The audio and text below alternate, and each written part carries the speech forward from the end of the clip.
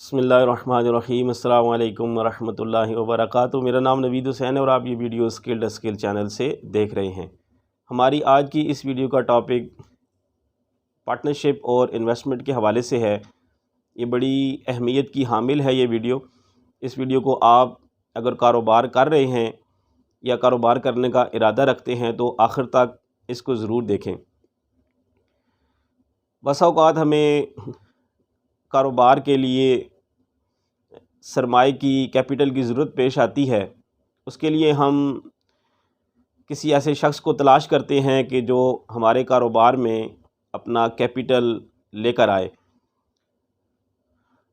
اس کی دو صورتیں ہوتی ہیں۔ ایک صورت یہ ہوتی ہے کہ وہ کیپٹل کے ساتھ ساتھ ہمارے ساتھ مل کر کام بھی کرے، اور دوسری صورت یہ ہوتی ہے کہ وہ صرف اپنا سرمایہ فراہم کرے۔ جو شخص کاروبار کے لیے صرف اپنا سرمایہ فراہم کرتا ہے اسے انویسٹر کہتے ہیں، اور جو اپنے سرمایے کے ساتھ ساتھ آپ کے ساتھ کاروبار میں ہاتھ بھی بٹاتا ہے، کاروبار میں شریک ہوتا ہے، اسے پارٹنر کہتے ہیں۔ تو ہمیں یہ فیصلہ کرنا ہوتا ہے کہ ہمیں کسی بھی شخص کو ایز اے پارٹنر اپنے ساتھ شامل کرنا ہے یا ایز اے انویسٹر کرنا ہے۔ تو یہ فیصلہ بڑی اہمیت کا حامل ہے اور یہ آگے جا کر آپ کے کاروبار کے اوپر بہت زیادہ حد تک اثر انداز ہوتا ہے۔ جب ہم کسی شخص کو اپنے ساتھ ایز اے پارٹنر شامل کرتے ہیں، یعنی وہ اپنا سرمایہ بھی فراہم کرتا ہے اور ہمارے ساتھ مل کر کام بھی کرتا ہے، تو اس صورت میں وہ ہمارے تمام کاروباری فیصلوں کے اندر شامل ہوتا ہے، کیونکہ ایک طرح کا وہ بھی آنر ہوتا ہے، کاروبار کا مالک ہوتا ہے۔ اس کی مرضی کے بغیر تو کاروبار میں فیصلے نہیں کیے جا سکتے، نہ ہی کاروبار کی آگے آنے والے وقت میں سمت کا تعین کیا جا سکتا ہے۔ تو ایسے شخص کی مرضی کے بغیر جب ہم فیصلے نہیں کر سکتے تو مجبوراً ہمیں اس شخص کو اپنے ساتھ فیصلوں میں شامل کرنا پڑتا ہے۔ تو عموماً جو ہماری پارٹنرشپ ہے یہ عمومی طور پر خطرے میں رہتی ہے۔ اس کی وجہ یہ ہوتی ہے کہ جب آپ کسی شخص کو اپنے ساتھ کاروباری فیصلوں میں شامل کر لیتے ہیں، وہ آپ کے ساتھ ہر طرح کے معاملات میں آپ کے ساتھ شریک ہوتا ہے، تو بسا اوقات کیا ہوتا ہے کہ آپ کاروبار کو کسی سمت لے کر جانا چاہتے ہیں، کوئی بولڈ ڈیسیژن کرنا چاہتے ہیں، کوئی رسک لینا چاہتے ہیں، تو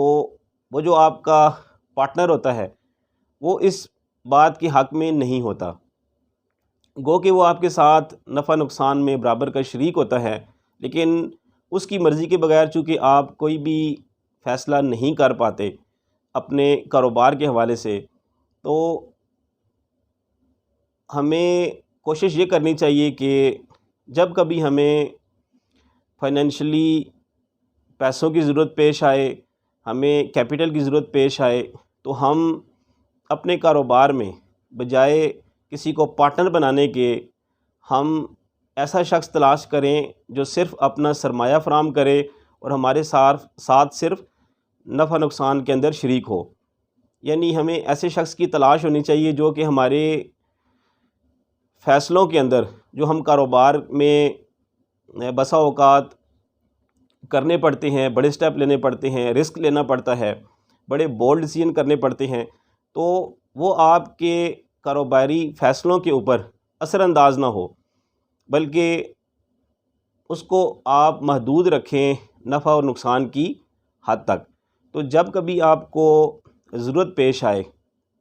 کیپٹل کی تو اپنے لیے ہمیشہ انویسٹر کا انتخاب کریں، نہ کہ پارٹنر کا۔ کسی شخص کے ساتھ جب ہم پارٹنرشپ کر لیتے ہیں اور یہ پارٹنرشپ اگر ہمیں ختم کرنی پڑے تو اس کا اینڈ کاروبار کے اختتام پر ہی عموماً ہوتا ہے، یا کاروبار کو تقسیم کیا جاتا ہے۔ تو کاروبار کو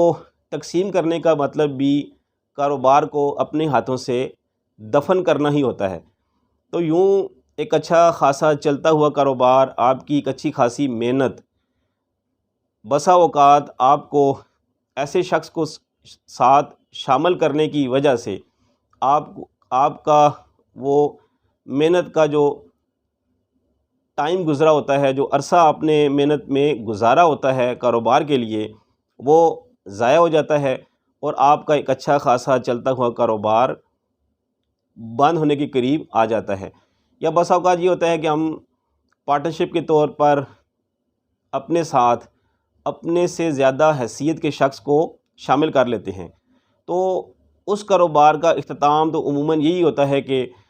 جو کمزور شخص ہوتا ہے فائنینشیل طور پر، اسے عموماً کاروبار سے دستبردار ہونا ہی پڑ جاتا ہے۔ تو جب کبھی آپ کو ضرورت پیش آئے فائنینشلی طور پر اپنے کاروبار کو سٹرانگ کرنے کی، تو ہمیشہ انویسٹر کا انتخاب کریں۔ ایک سٹرانگ پارٹنر سے اگر آپ 3 انویسٹر شامل کر لیں تو وہ آپ کے کاروبار کے لیے زیادہ بہتر ہیں، کیونکہ ایک انویسٹر کو کسی دوسرے انویسٹر کے ساتھ تبدیل بھی کیا جا سکتا ہے، وہ آپ کے کاروبار پر اس طرح اثر انداز نہیں ہوتا جس طرح ایک پارٹنر آپ کے کاروبار پر اثر انداز ہوتا ہے، اور بسا اوقات آپ کا ایک اچھا خاصا چلتا ہوا کاروبار نقصان کی طرف چل پڑتا ہے۔